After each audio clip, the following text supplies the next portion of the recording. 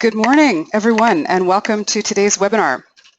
This is part 3, the final session of the 3-part webinar on project management for digitization programs, the first in our OHS Reach project webinar series. I'm Sarah McCabe, and I'm the project manager and librarian at the Ontario Historical Society. We're delighted to have you back, and we thank each and every one of you for your participation. We've had a lot of positive feedback, and I encourage you to take the opportunity to keep the questions coming to our knowledgeable presenters. This webinar is being offered by the Ontario Historical Society, a nonprofit corporation, publisher, and registered charity, a non-government group founded in 1888. Like you, we are coping with and excited about new technology, and we're very pleased to be bringing you information about the increasingly digital heritage community. Our webinar will start very shortly. I'll do a very brief bit of technical support, introduce our speakers, and then we'll head right into the presentation. By now, you're familiar with the webinar's attendee interface. If you run into trouble during the webinar and need my help, you can still use the raised hand button. You will have the opportunity to submit text questions to today's presenters or OHS staff by typing your question into the questions pane of the control panel. As before, you may send in your questions at any time during the presentation. Our presenters will be keeping an eye on the questions as we go along, and we'll also address them during the Q&A session at the end of today's presentation. The webinar will be recorded, and that recording will be made available to OHS members on our website after the series, and later the public through our YouTube channel. As previously, we will make today's slides available, so don't worry about writing everything down. Our returning speakers are Loren Fantin and Jess Posgate from OurDigitalWorld, a not-for-profit organization promoting sustainable digitization initiatives for open access to community collections. All right, I'm going to switch control of the screen over to Loren and Jess. Welcome back, everyone, and thanks for coming. We're looking forward to delivering part 3 of our session on project management for digitization programs. Today's session we're going to talk about some of the pieces that we moved from last week. We're storing your digital materials and also evaluation and documentation for your project. And then Loren is going to talk about discovery options and permissions and attribution. And then we'll talk about community collections and crowdsourcing. So first, we'll just carry on where we left off last week about storing your digital materials. Last week, we covered a lot of information about how to digitize and making some choices and best practices and so on. And this continues into how you store those digital files.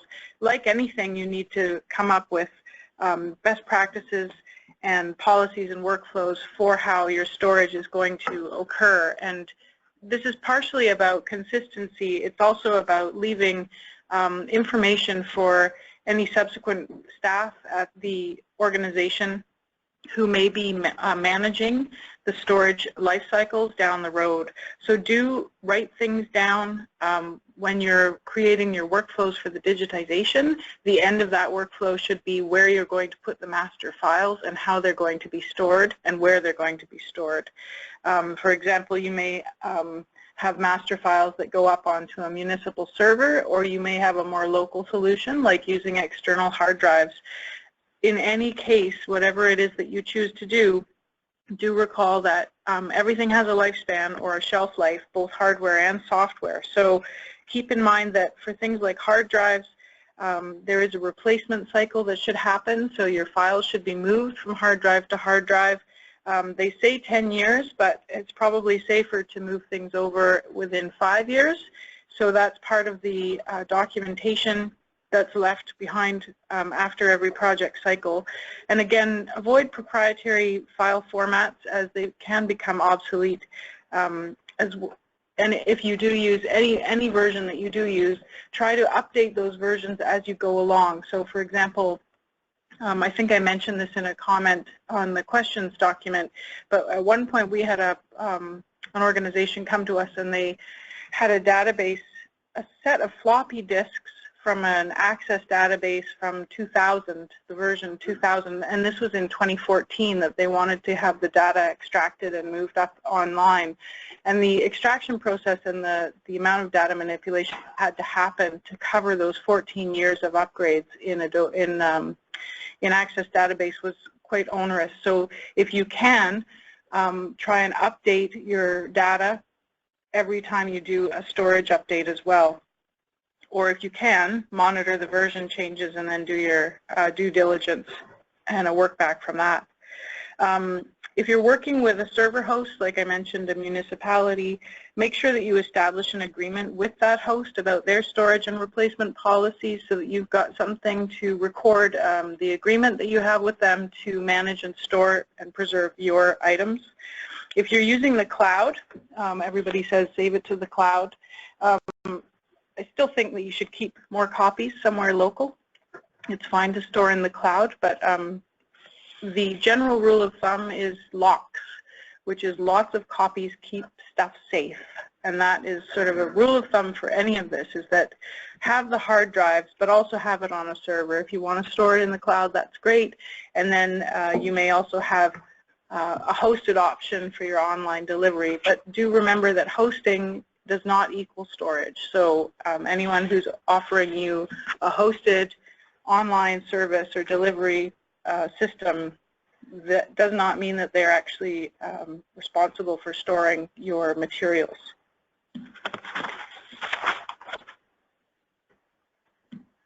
Now, in terms of the project management, and this is just to wrap up that kind of that leg of our journey here, is the evaluation component.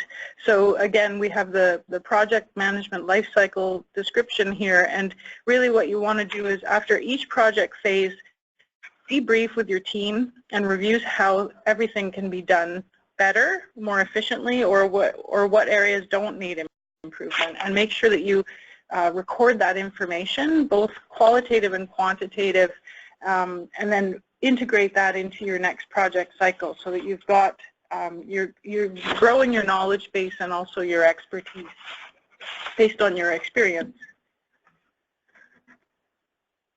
And sort of in wrap up, in terms of documentation and evaluation, make sure that you review your pre-digitization documents. You did a lot of planning documentation ahead of time. Adjust those and evaluate if other documents need creation, if you felt like you had a gap in your documentation. Keep in mind, maybe a rule of thumb would be, what if I wasn't here to run this project and it was carrying on? What would somebody need in order to consistently maintain the practices that you had established that were successful? Record your decisions for making changes. Report every time you do a cycle of your project, and don't forget to store your documentation as well. So while you're storing your digital files, don't forget to store your documentation, and you may even want to continue or save your versions as well. And just sort of a throw forward is that once you've got your digital collection up and online, build in components in that online system that has traffic recording and traffic tracking, so things like Google Analytics and so on. This will also help with starting to build documentation about access, success, reach, audience, and so on, and this will feed into your project documentation as you move forward. So I'm going to leave this over to Loren to talk more about preservation and discovery. Hi, everyone. Okay, so preservation. This is another piece of the life cycle. This is actually, I'm not going to talk very much about it. I just have this one slide, and basically it's just a marker, just something to be aware of.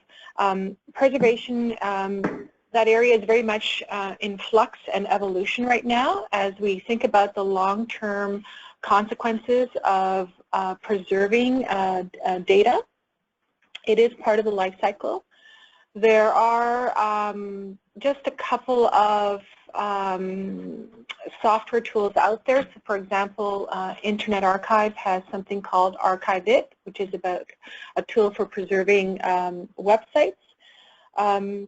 In terms of preserving data, there are only 2 organizations, as far as I know, in Canada that have attained what is called Trusted Digital Repository status, where they have workflows and processes in place that meet the standard. And so this is one of those areas where we've talked a lot in hopefully enough in the past 2 sessions about collaboration and partnerships. And this is one where you should be thinking about, who can I partner with where, who have partnerships where the data is going to flow into a TDR. So this, again, is something to keep in mind for the big picture. Okay, so the rest of the session we're going to talk about is how the user interfaces with the digital collections. Basically, at this point, you've digitized the objects, you've created metadata, and you've made it available online, and so what's next? So we've mentioned before, I think it was in session 1, about principles, and those are taken from a framework of guidance for building good digital collections. Again, it's a really, really great document, and they defined digital collections as a digital collection consists of digital objects that are selected and organized to facilitate their discovery, access, and use. And then it's objects, metadata, and the user interface together create the user experience of a collection. And I think that's one of the things that we often don't think about or isn't often mentioned, and that is, what is the user experience and what are the components that make that up? So in the next little while, what I'm going to be talking about is how do people actually find stuff. Discovery happens elsewhere is a phrase that was coined by Loren Dempsey, and I think it's a great phrase for capturing about how people are finding content. So we think about, our focus tends to be on putting our collections up online on our website, but that's not where most people start. Most people find and discover your collections elsewhere, and it's only at your website where they access the content, but where they find the content is elsewhere. And where do they find content? From a variety of sources. The user of your digital collections is the web user. They're not necessarily different from or do different things than what most people do online. So what do most people do? They're using Facebook, YouTube, iTunes, Google, Twitter. Those are the spaces where our users are, and those are the spaces where we need to be, or part of our data, or some of our data needs to be in order for our content to be discovered. So some of those implications are, when we talked about metadata, well, this is where metadata is very important. The more metadata you have, the more structured it is, the more standards you've used, then the more chances that you have in terms of making it shareable and available for use in lots of different spaces. Hold on a second, we're having a little bit of a tech. Okay. Oh, okay. So this, I'm just going to talk about or show you a few examples of discovery spaces. So this is SoundCloud, which is a platform for artists, bands, podcasters, and creators of audio and music. And it's not necessarily a place where we would naturally kind of think about in terms of showcasing our digital collections. But it is a platform of discovery. So in this case, the Pitt Rivers Museum of Oxford University uploaded some of their archival audio collections here. And one of the ways in which I discovered this particular collection was because via a tweet. I was following a conference on Twitter, and they were using, and this is one of the things that they mentioned in the tweet, and this is how I discovered it. So here are two things. You've got SoundCloud, a platform, and Twitter as a means of discovery. This is, Tumblr, and here is another example. This is the New York Historical Society, where what they did is they put up one of their postcards, had some information around it, and if you look at the bottom, they also provide a link to where that content lives. Here's another example, which is Flickr. So here's the McCord Museum, and here's one of the images that they put up on Flickr. And I just want to highlight here that what they did is they put the link to where that content actually lives on their website. And I think that this is an important factor to keep in mind, because Flickr is the avenue of discovery for the end user. And then once you get to their website, linking back to where that the data and the digital object lives, that's where you have additional information. For example, the fact that you can actually order reproduction, other sizes, other things that you can do. So it's important to make that distinction, and I really want to emphasize this, that there's a lot of great platforms for discovery, but that's where they are. They're platforms for discovery. They're not platforms for managing your content. So I think it's, again, very important to make that distinction. Oops. All right, so here's another example. So this is St. Mary's Museum, and this is their Facebook content. And here you go, and they've, the fact that they were doing some reconstruction in terms of the town. There was some building, and they've put in one of the original photographs. And what happens is that people are connecting to that and adding comments. Here's another example. And this is a great way of what's happening within your community and how can your digital collections be used to engage your community around things that are happening nowadays. So, linking the past and the present together. And then this content lives on their site. And again, very important, that because here what you can see here is the fact that then like objects can be placed together. There are different things people can access by subject, all those kinds of things. Those are not the kinds of things that you can do on Facebook. Facebook is great for alerting people and having people find stuff, but you can't really do searches well on Facebook, and it's kind of a one-off. It lives off on itself. So I wouldn't place all of your digital collections on something like Facebook, but I would put things in from time to time to engage the community and then to make them discover where all the rest of the content is. So you get them excited, you get them interested, they find it out via Facebook, and then they get here and then they can discover other things.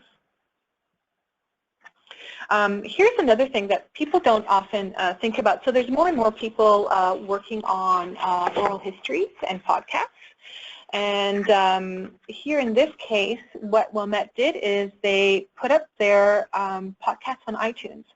So when somebody comes to iTunes and is looking and doing a search for Wilmette, they'll come up with songs, they'll come up with albums, and then they'll also discover local history through the podcast that Wilmette Public Library put up. And then here you click on that, and you can then just access it on your iTunes. So this is the flip side. This is the content on the Wilmette Public Library site. And then, as you can sort of see, they even make it easy. They alert people, hey, get our podcast on iTunes. And then when you click on that, it says, can I launch the iTunes application on your browser? So this is a great way, again, and a different way of making people discover your collection. So either, because oftentimes they're not starting off at your site, they're elsewhere. And that's one of the things, again, keeping in mind is we have to be in the spaces where our users are. Here's another example, and this is the CPR workers, and so this is Google Images. Again, this is all about data at the end of the day. It's how do we optimize our data so then it can be crawled by search engines like Google. And we want to make our digital collections accessible and findable on things like Google, because that's where, again, that's where our users are, and it's being in the flow of their spaces. And again, and then it takes you back to where the content actually lives. Here's another example of Brock's hat. Now the other thing is, in terms of shareable data, the more that our data is shared and the more spaces it's in, the higher it's also ranked by search engines. So in this case, plugging in Brock's hat, the digital collections that are focused here, actually come up as one of the first couple of search results. Because let's face it, people are not going to, plug away and if you've got something on the 10th page of Google in terms of search results, people just don't go there, right? So it's all about thinking about ways in which we can make our data more shareable, more accessible, and more findable. So in this case, here, and then, and this is where you access the content and where it lives. And here it's the same data that is shared in Ontario. So that's another portal for that the scope is provincial, digital collections about and from Ontario. So same data can be shared in different spaces, and at the end of the day, you always then link back to where the content lives. So the other thing that I just wanted to mention as well is that so we can share data. The other flip side of that is our users can also share the data as well. And again, that ranks higher. So basically it's the internet version of word of mouth, and what are the ways in which we can make it easy for our users to share data. So, hey, I've come up with, I've done a search, I've come up with these search results, why don't I flip it and share it via Facebook? Or, other ways. Again, this is then harkens back to what are the tools that we're using and choosing, and what are the kinds of things that they can be doing. So here again, and the more the more options that are provided to users, and the more they share, the higher again that your data gets ranked in search engines, and the more exposed it is to different places. So here again, this is just an example of providing options and then showing up in search results like Google. And the other thing to think about is having tools in place, for example, like Google Analytics, and anybody can use, to then measure the use of our digital collections. So in this case, you can see that people have discovered and accessed it from different areas. So from different spaces like Google, from the library website, from our Ontario, from Facebook, from lots of different places. And analytics are great. You can use them for lots of different things. You can see the kinds of search terms that that users are using to find your things. You can sort of see what digital collections are more popular. That can also influence what you're going to digitize and highlight. So is there a particular topic or topics that's being accessed a lot? Do you have other things that, other collections that haven't been digitized that pertain to those topics as well, or have those kinds of themes? So that maybe might influence you in terms of prioritizing what you're going to digitize. Or it might be that you have a collection that's not very well known, but you want to highlight it and make it a priority.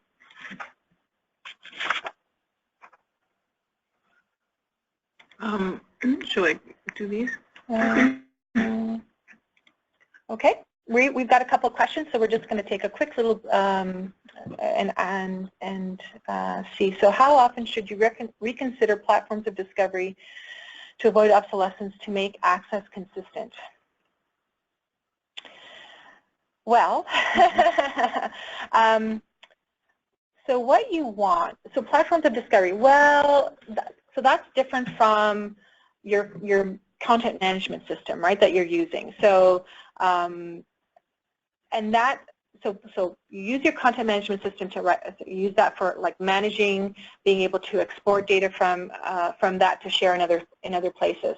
The platforms of discovery depends a lot on the organization, depends on the kind of audiences that you're trying to reach.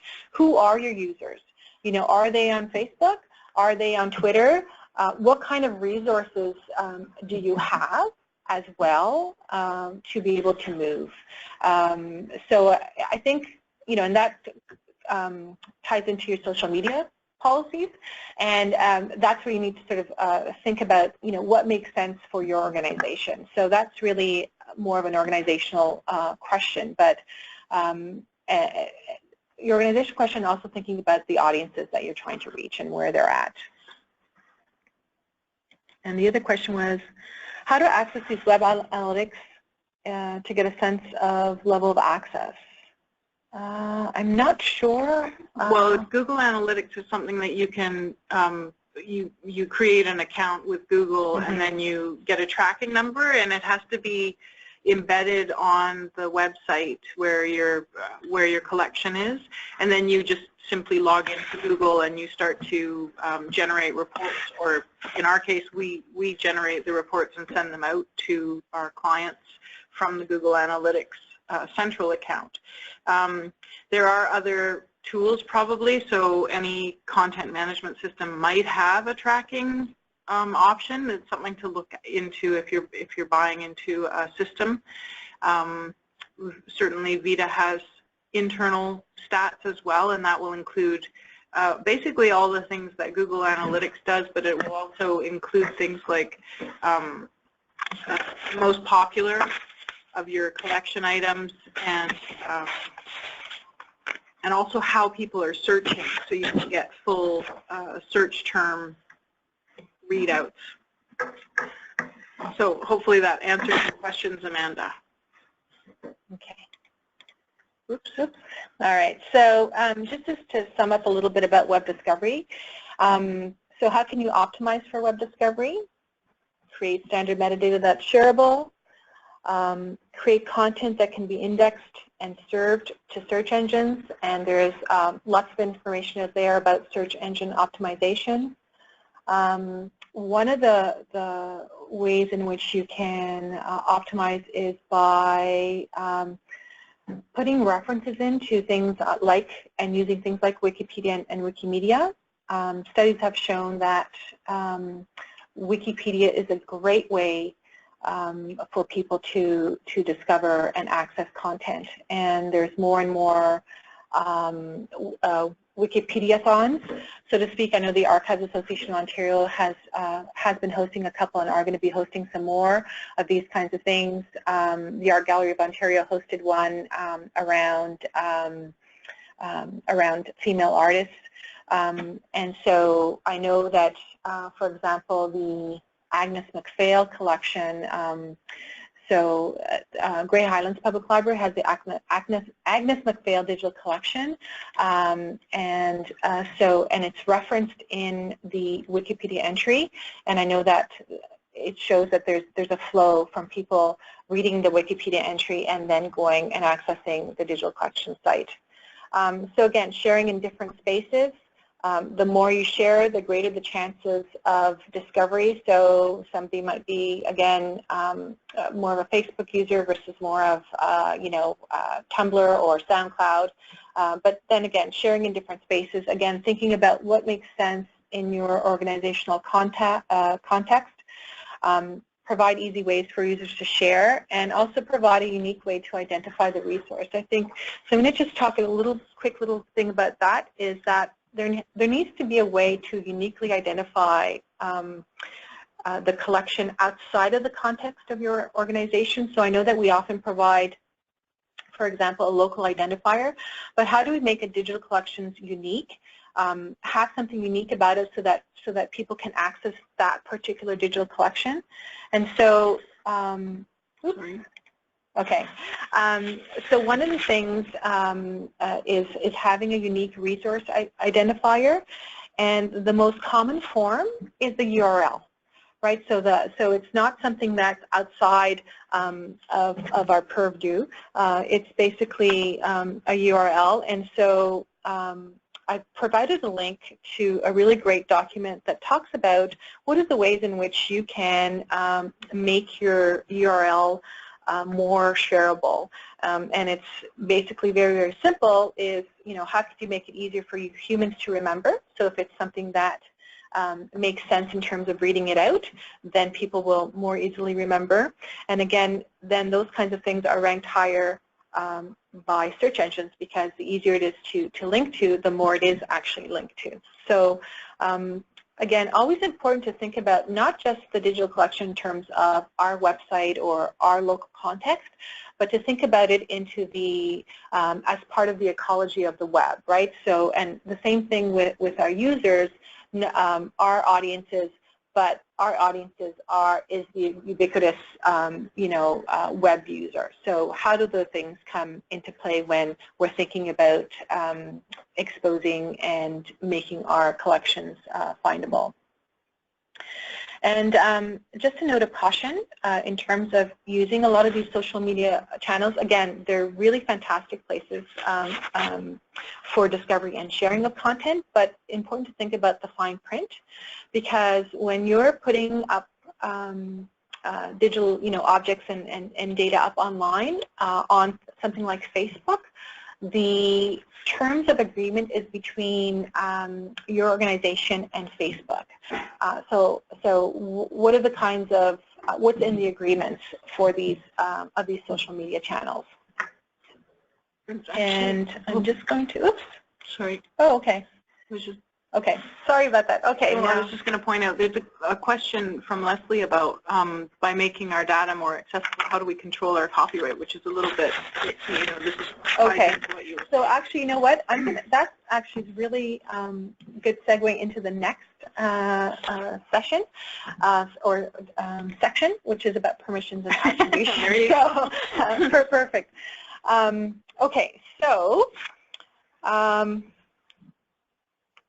Permissions and attributions. Let me just, okay, great, okay.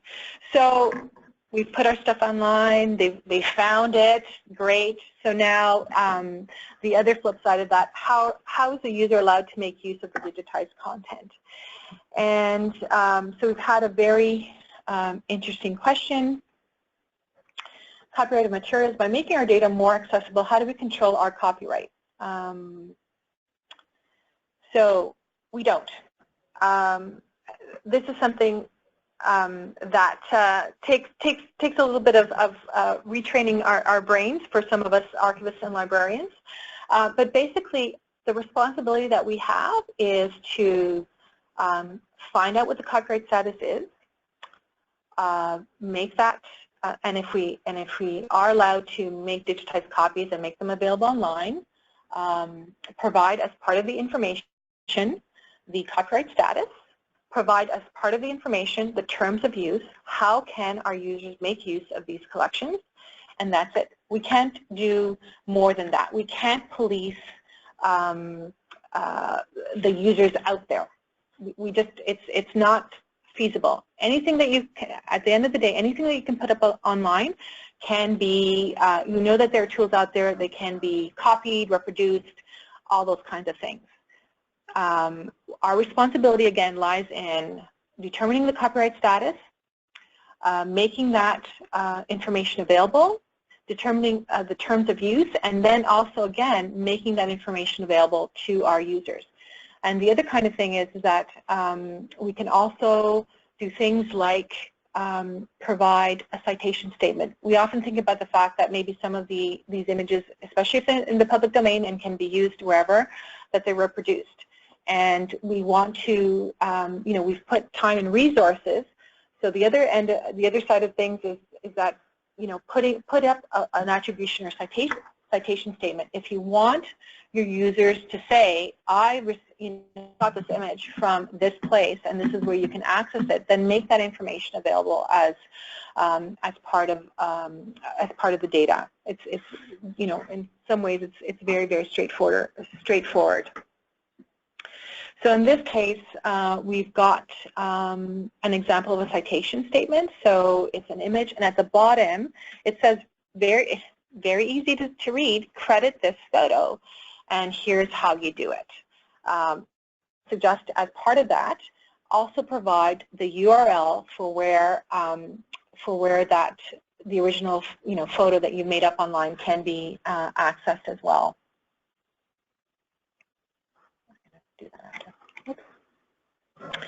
Here's another example, and on the top right side, you can see here's a suggested citation, and it's very detailed, which is great. Again, the more information that you provide, the more uptake it will have.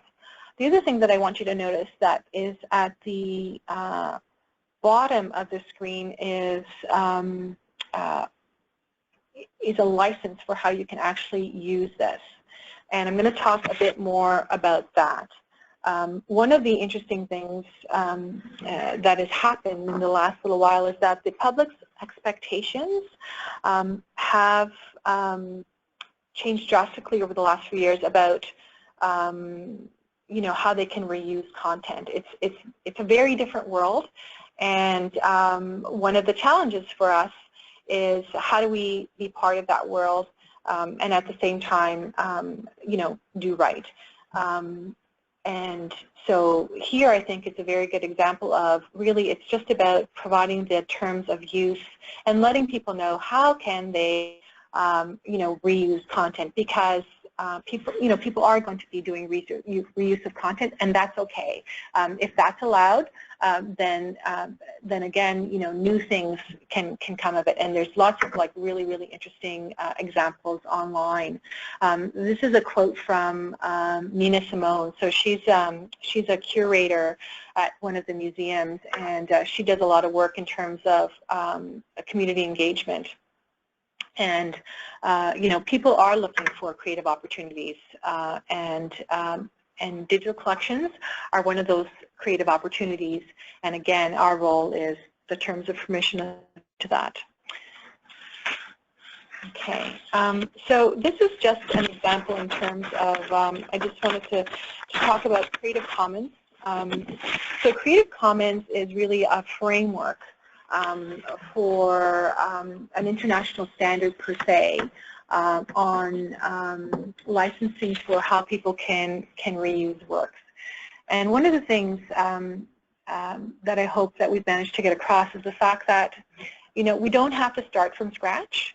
One of the things to do is to leverage what's already out there. What are the kinds of things that we can make use of? And here I'm showing you an example from Flickr, and here's another example from YouTube. So again, when we're thinking about the fact that our digital collections user is not a special user per se, they're a web user, right? And so they're using things like YouTube and Flickr and all these other kinds of things. So and we can also leverage some of the tools that others are using. So in this case, Creative Commons is the international standard for letting users know how they can reuse the data, and we can do the same, and we can leverage this kind of framework for our digital collections. So here's just a mention again of Creative Commons. They're the ones in terms of providing an international framework for how we can share, remix, or use objects from collections in ways that are consistent with the copyright status. So again, this is a way of doing things right. So here's an example, and you can, provided the links, which talks about the various licenses and what they mean. And again, this is a way for people to go, okay, this is how I can use this particular piece of information or this digital object. And there's different ways. And again, it's all to do with, it aligns with what the copyright status is of the object. They also have a process online for how you can choose a license. What are the steps to take when you're trying to determine a license? And this is just one of a very, very really good guide to Creative Commons as as a whole. It just came out not too long ago, and I provided the link in terms of the URL to how you can access that document. And it's not that you have to do things differently. So, most of your digital collections will fall within, like maybe 2 or 3 different areas in terms of copyright status. So, for example, if it's in the public domain, then all the ones that you have there in the public domain can have the same Creative Commons license attached. If it's only, if it's under copyright, but you can use it for research and for research purposes, then there's a license for that. So all of those collections that fall under that, you can have one Creative Commons license for that showing. The other thing is that again, this is not just a way of providing information for users, but this is also a way in which then users can search for content. So they can search according to permissions. So when we're thinking about, for example, the use of our digital collections by like the K-12 sector, right? So maybe teachers sort of saying, doing some projects and wanting to do something around, some curriculum topics. This is then another way in which teachers and students can look and sort of see, okay, which collections can I use, which are in the public domain, and I can then use for my particular research topic. So here's an example from Flickr. Here's an example of our Ontario, so digital collections again, but using the Creative Commons licensing.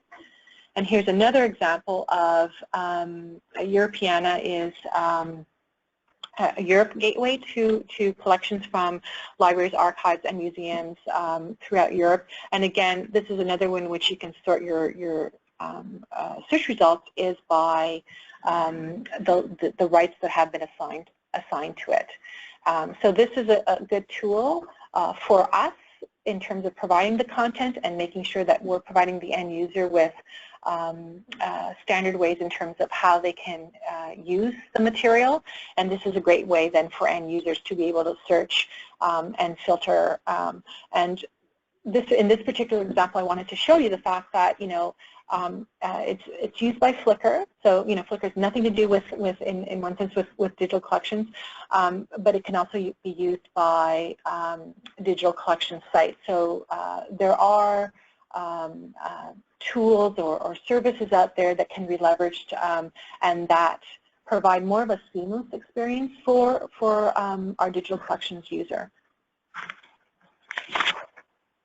Okay, so before I go on to talking a little bit about digital collections and community collections, I just wanted to see, so Amanda asked about, I'm not sure, does this fall under fair dealing as well? I'm going to put that aside, Amanda. Maybe you can ask me that at the end because I think you were referring to a specific example and I don't know what that example is. So I'm just going to carry on.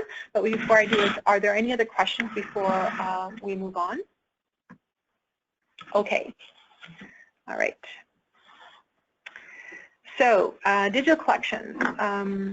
Digital collections are a really fantastic way, I think, to think about and expand the reach of your organization beyond just, the geographical area or the physical place, right? So the virtual space is great, it's big, and it's a fantastic way of reaching out to people that might not, visit you. So for example, historical societies or libraries, they might not be able to come to your place, but you are able to reach them.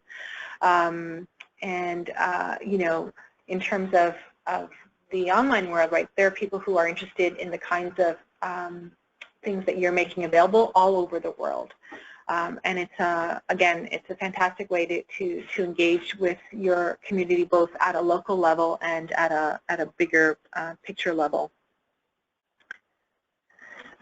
So this is an example of from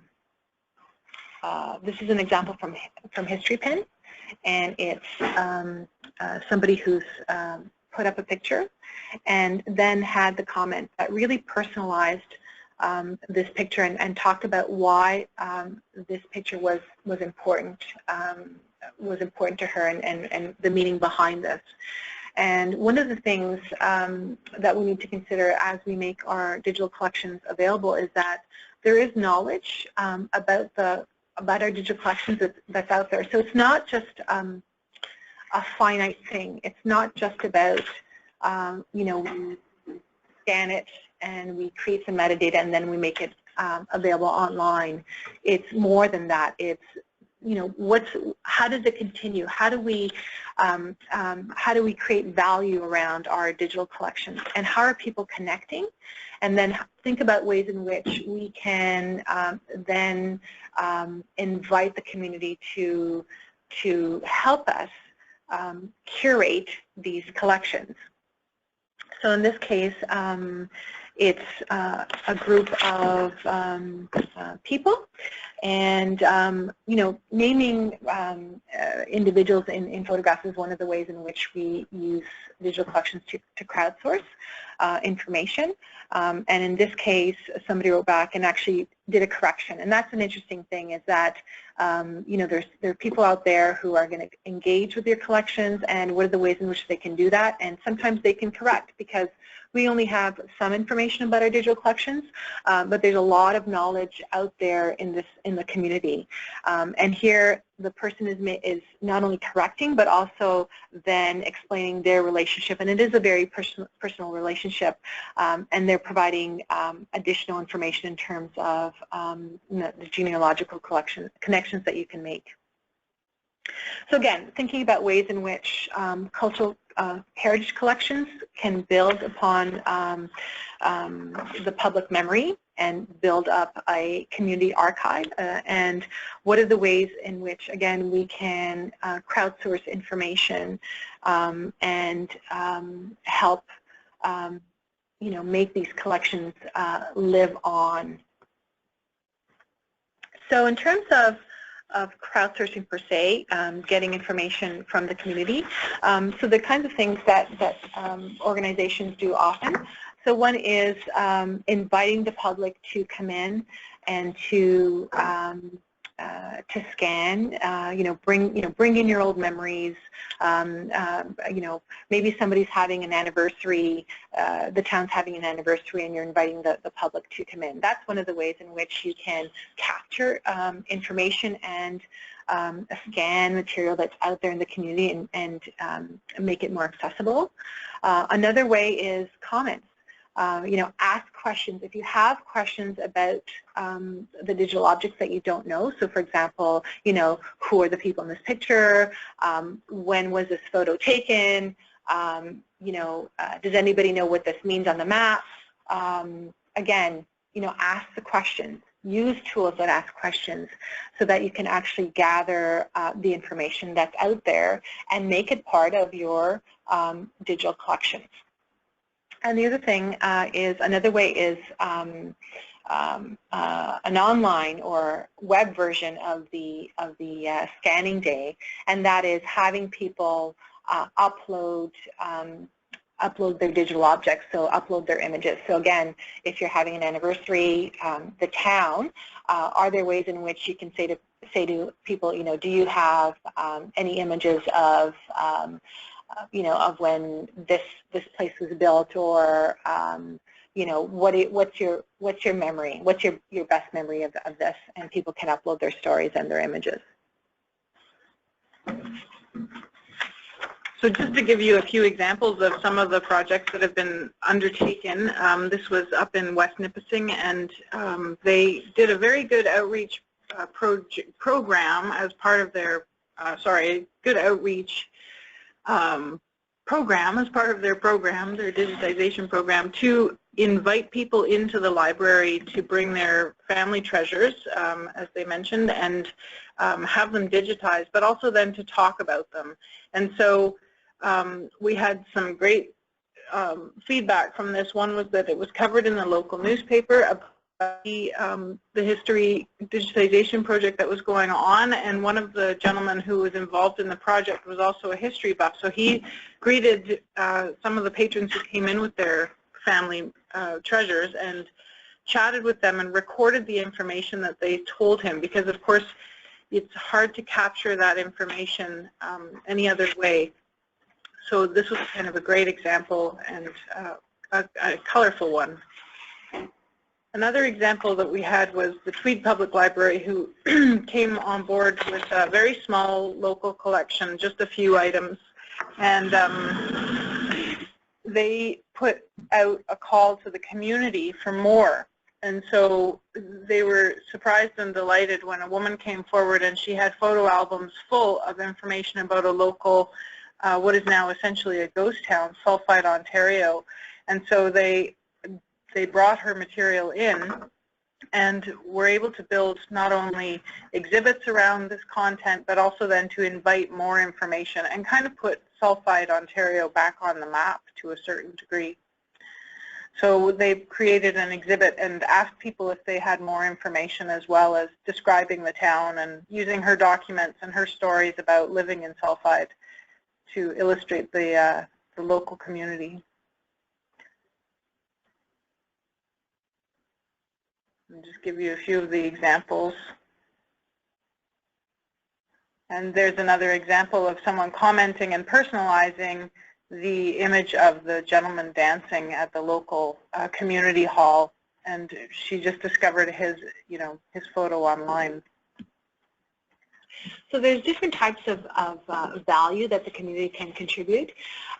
In this example, so Tom talks about his experiences working on this boat. But the information that he provides is incredibly valuable for people doing research, because he talks about the fact that you had to weigh a certain amount in order to be able to take on some of the positions that were available, as well as he talks about the different salaries that were provided for the different positions.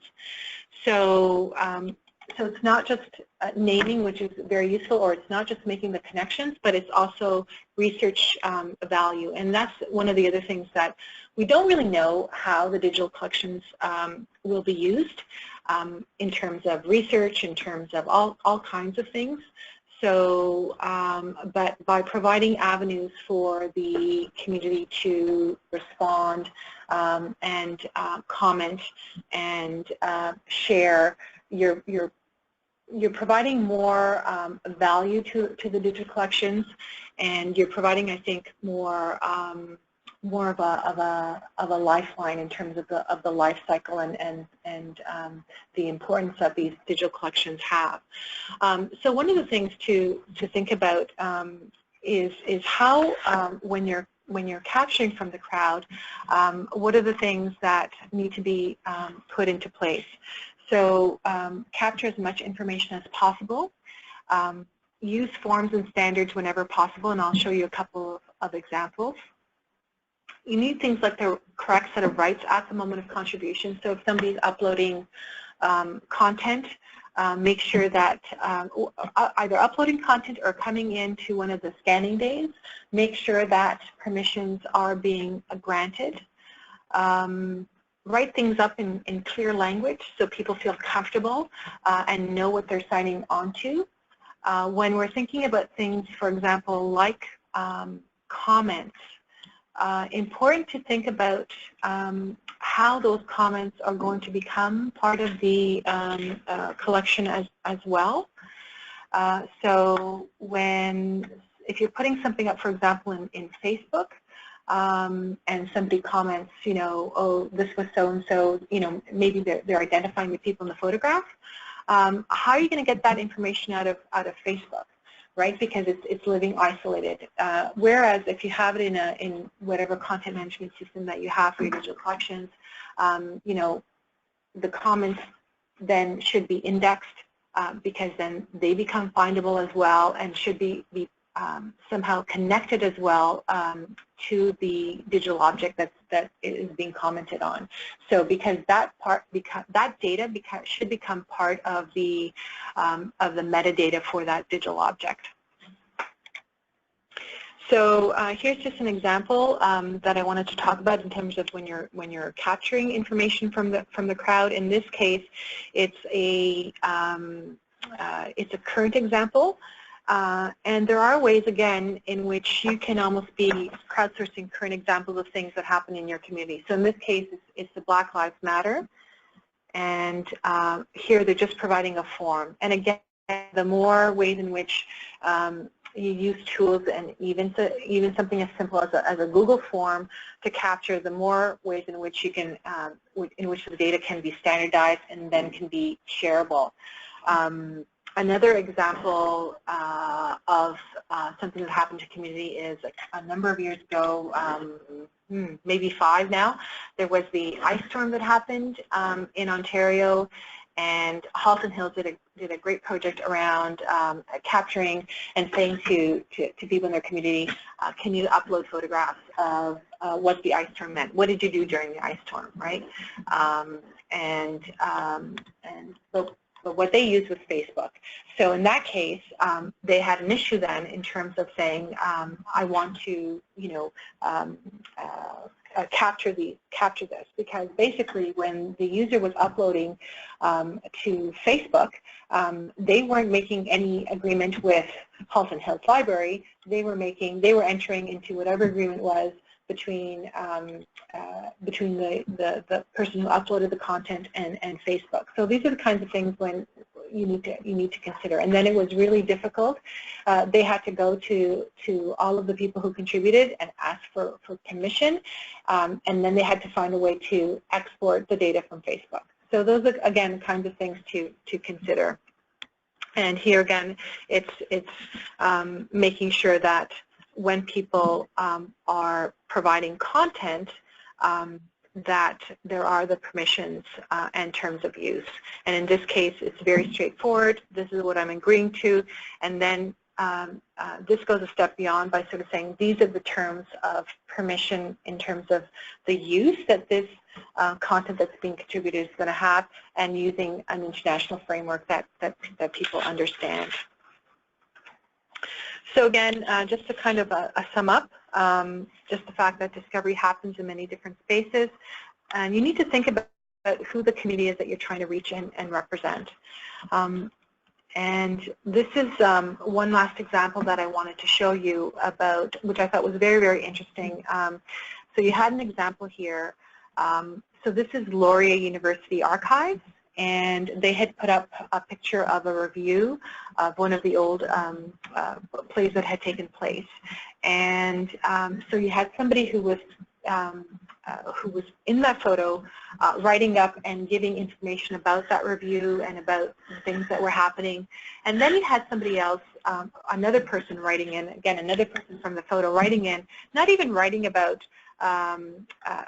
the photo, but actually writing to that other person in the photograph and connecting and saying, how are you doing? So in this case, what this digital object provided was a way for alumni, Laurier University alumni, to connect with one another. So here's another way in which maybe, you know, the person who was making this available online wasn't really thinking about the reach, the outreach, but it's another way in which Laurier University provided value to their alumni. So again, just thinking about how do we create value, how do we capture data, how are our digital collections going to be used, how do we make them meaningful experiences, and then how do we measure the value.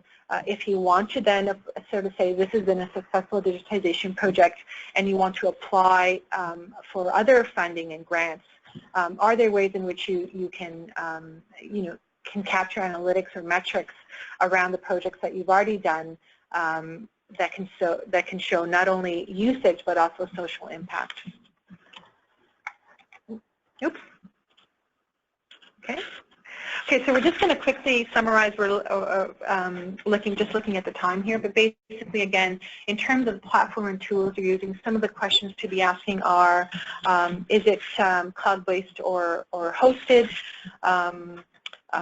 Is it sustainable long-term? Can I get my data out? That's one of the very, very basic questions for anything that you use. Is it easy to get my data out of this system? you know, can I do it by a flick of a button? You know, do I have to pay extra? In the past, and sometimes I think some of them still continue to do so, where some of the tools that you use, like they make you pay for getting your data out, that should not be part of the thing. But that should be one of the questions that you're asking. What are the ways in which, you know, this tool can make my data easy to share?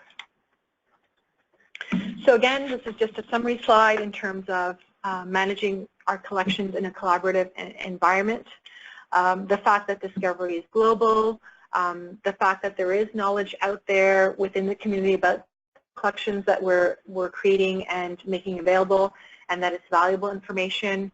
And basically, you know, at the end of the day, leverage the tools, leverage the frameworks, leverage the partnerships that that exist, and just, you know, instead of building these one-offs, it's really about leveraging and making things that already exist go further. So again, very basic, think ahead, have clear objectives when we're looking at a project level, think sustainable, so think about the bigger ecosystem, build on experience, and always to share both the problems and the solutions, because this is a way in which we can learn from one another.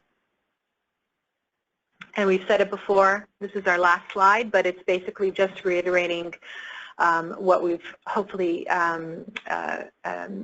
made known throughout the different sessions, and it's really about the choices that you make locally really have a huge long-term impact on sustainability. Okay, we're going to get to the questions part. So Claire had a question about so in terms of things like Facebook, so if a group has, or an organization has a collection on Facebook and there are comments in that environment, how do you capture them to then store them? Do we have a specific example of how to keep that content? And I think I've even tried to export from Facebook, and it never works. It's as if it's like a blank promise in their settings for certain pages. So it may be that screenshotting would be the only way, in which case you're left with a picture of text, yeah, which is not searchable at all. And it's not usable, and it's going to be not connected to the digital object. So again, you know, using things like Facebook, it's really just a teaser, right? It's a teaser for some things, and then you want to bring people or lead people to places where the content lives and places where their comments become part of the record and are not just one-off. It's very hard with things like Facebook because it's its own ecosystem. Facebook is its own proprietary standalone kind of platform. And a good question from Amanda about the reliability of crowdsourced contributed content. Oh, that depends.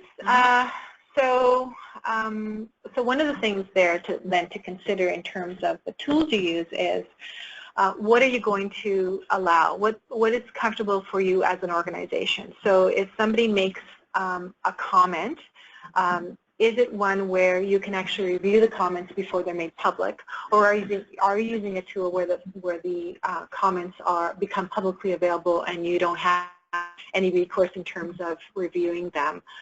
What kind of information are you going to ask from the person who's making the comment? Are you going to ask them, you know, their name as part of you know, as part of the comment? Are you going to ask if you can make their comment public? So those are the kinds of things to consider. And again, it really is an organizational decision. I mean, do you want somebody to say, that's an awesome hat? That was, so with the Brock's hat that I showed you, that was the comment from one of the people. And depending on the organization might say, well, you know, this is not really a comment that adds any value. Or somebody else might say, that's a great comment. Somebody liked the hat, and that's okay. So it really is more of an organizational decision. And the other thing too is sometimes it depends on the kind of project that you're doing. So you know, are you doing are you doing a project that's centered around crowdsourcing, or is it one where you're making digital collections available and there's opportunities to comment or add data?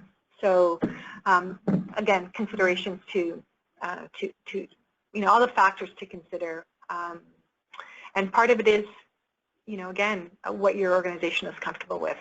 And I think there's also a certain amount of the crowd controls the crowd to a certain degree, as we saw from some of the comments about correcting information that came out of the organization who'd done the metadata. The crowd actually provided a correction that may, be more valid than what the original record was.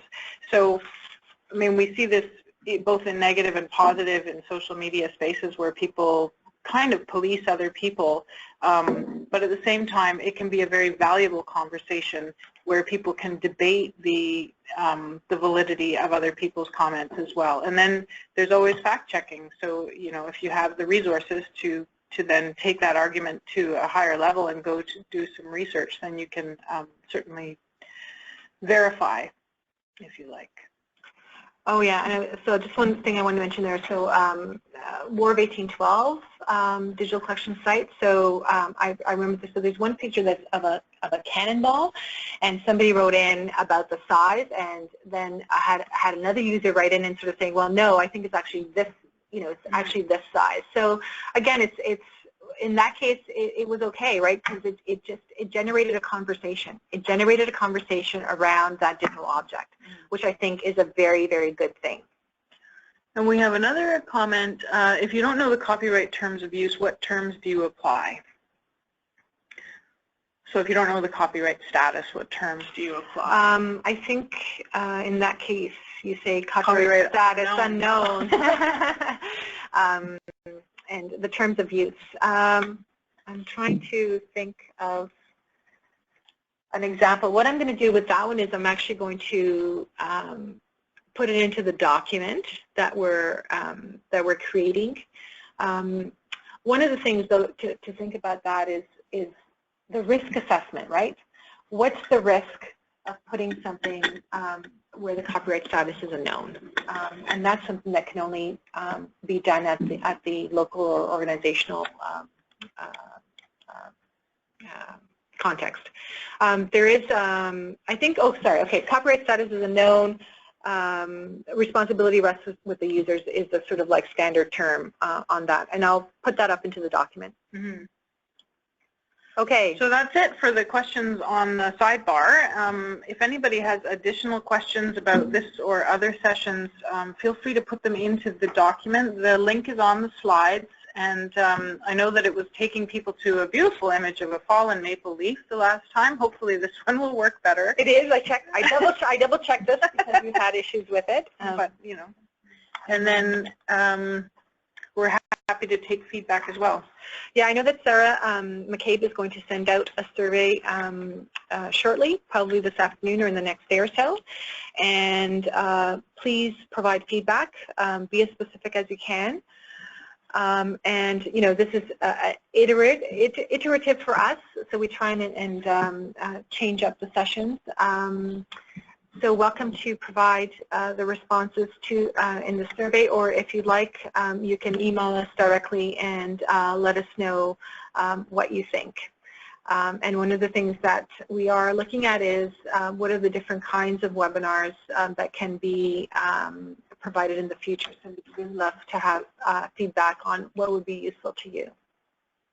And Betty's asking when the slides will be emailed. We're just working on doing a reduced PDF because the number of screenshots is making the file very large. So I'll get that to Sarah shortly after the webinar, and it will come to you probably this afternoon with the survey, would be my guess.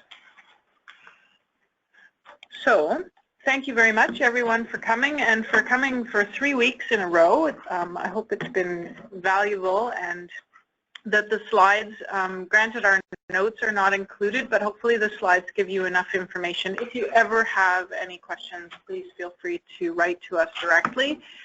with your questions. And don't forget to keep using that Google Doc. There were some really interesting questions there, quite specific, some of them, but you know, when one person has a question, it often applies to many people's situations. So it's always good to see whatever everybody else is looking at. Okay, thank you, everybody. Thank you. Jess and Loren, thank you so much for your presentation. I have really enjoyed learning about project management for digital programs. I wanted to answer the question about the